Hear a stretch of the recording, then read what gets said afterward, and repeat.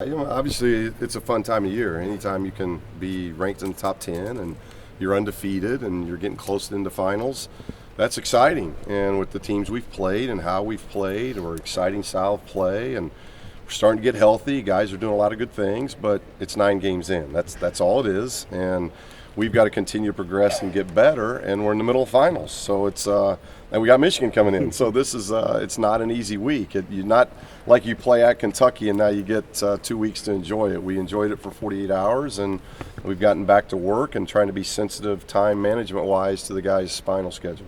When you took over as head coach here, you knew this day would come, but did it take a little bit longer than you expected? Well, I don't know about this day. We just do what we do, Jim. We've done that from day one. We had a lot of talent in year one. We had pretty good talent in year two, and we had a little bit of drop off just because we put 7 guys in the NBA. It wasn't 7 guys that put their name in. It was 7 guys that were in the NBA and playing NBA basketball. So when you lose that amount and you miss, we missed on a couple of recruits in year 3, and so we weren't very deep last year. I think I mishandled. From about Christmas on, I mishandled the team, and the way we did a lot of changing around, and we should just stay focused on getting better. I think we've done a lot better job with that this year. The talent's back up again. We've got great recruiting class coming. The 18 class is shaping up well for us too. So I just feel like we got some momentum. Now it's about just doing what we do and try to get better at it. You've coached so many different teams, but what is unique about your group of players that you got here? They move the ball. This of all the teams I've had in 26 years, this is probably the team that understands moving the ball at the rate that they move it. And it's a selfless group. They really don't care if they get the hockey assist, the basketball assist, or the basket. The ball just moves. And when we've struggled, a little bit against Nebraska, a little bit against A&M when we saw a big 2-3 zone thrown at us. When we've struggled, the ball has stopped, and the guys are seeing that. And now we're getting ready to play a very, very good defensive team that plays at a little bit different tempo than what we want to play, and that's going to be what's intriguing about the upcoming game of what tempo can be played. But the ball, regardless whether it's a slower tempo or a quick tempo, we want the ball moving, and that was what was very impressive playing a team like Kentucky on their home floor.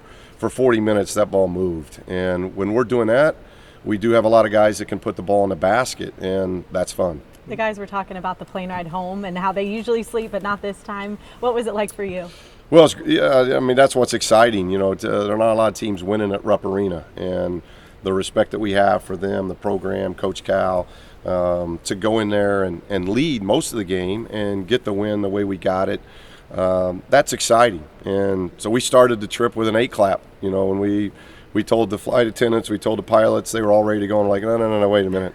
So we had to have an 8 clap before we took off. But the guys had fun, and we knew there was going to be it's not a quick turnaround, but with finals, I'm a big guy. I want them to enjoy it, because it's not just business, because then it becomes, you don't enjoy it. And I want the guys enjoying winning and understanding what that feels like, so that when you get punched in the mouth, you don't like that very much, and you understand the 2 different tastes. When you went back and watched the film, was there anything new that kind of you didn't grasp right as you were watching it or right after the game? No, just how talented, just from a skill standpoint, both teams are. Those are 2 really talented teams from a skill standpoint, where whether it was them or us, we're in good defensive position, and great players just made great plays. I liked what we did on the backboard. I thought our offensive backboard play was really good, especially TJ, but we got great production off of our bench. A lot of good things happened from our bench, which was really good.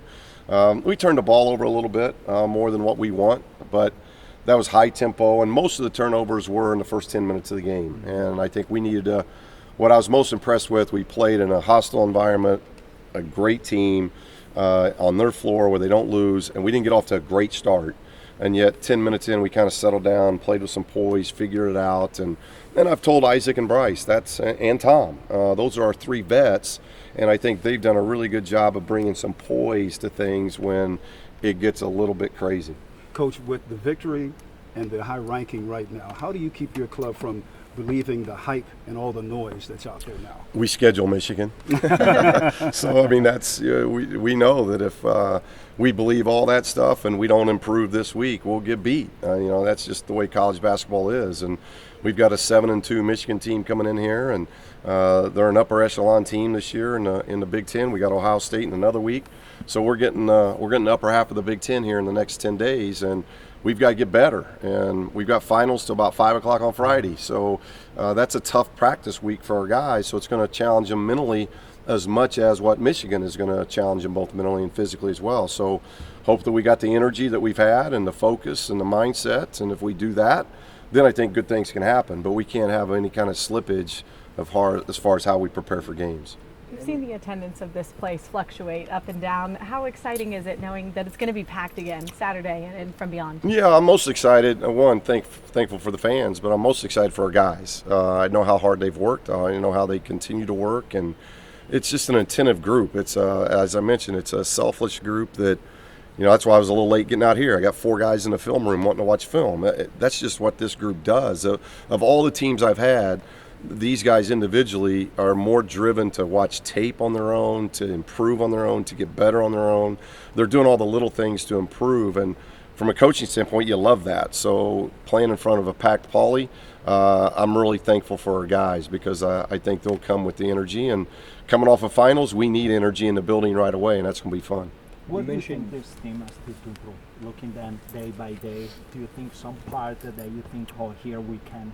Yeah, well, that's the encouraging thing is that we just won at Kentucky, and getting back to your question, if there was something I saw on tape, we didn't play anywhere near a perfect game. We had a lot of flaws. We turned the ball over 18 times. We missed more free throws than we normally do.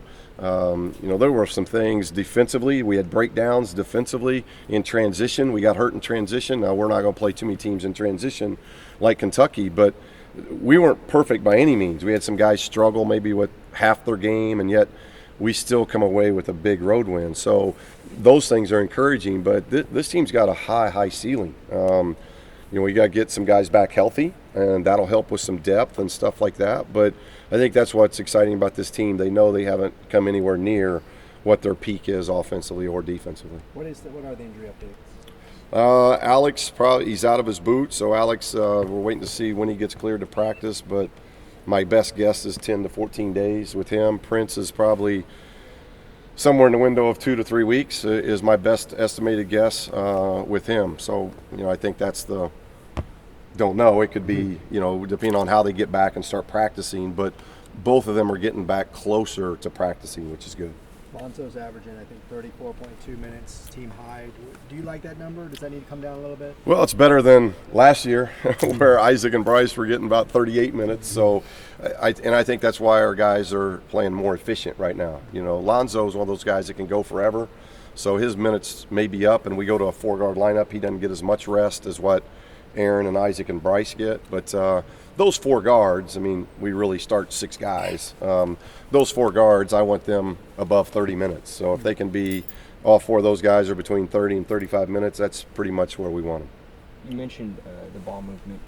Did you expect it to be this good coming into the season? And how has your perception of the team changed through 9 games? Well, we had hoped that we could play this way. It's early, so I don't know if we can continue. I hope we can. I think we can. But to be saying, you're averaging, we're getting about 24 assists a game. You don't have very many teams that do that. So we're assisting, we're getting good shots, all those things. But I think there's just been that renewed enthusiasm in the summer where we had motivated vets because of what happened last year, and then we had a great incoming class that it was just a really good blend with the Australia trip, and we've just kind of rolled with it since then. And we haven't been hit squarely in the face yet, so we haven't had to handle that kind of adversity. And yet we've had adversity in the Nebraska game, the Texas A&M game, the Kentucky game. We've handled the in-game adversity. We haven't handled maybe a setback, and so you got to wait and see how guys handle that. But if I know this team well enough, they'll be pretty resolved because they're a tough-nosed group of guys.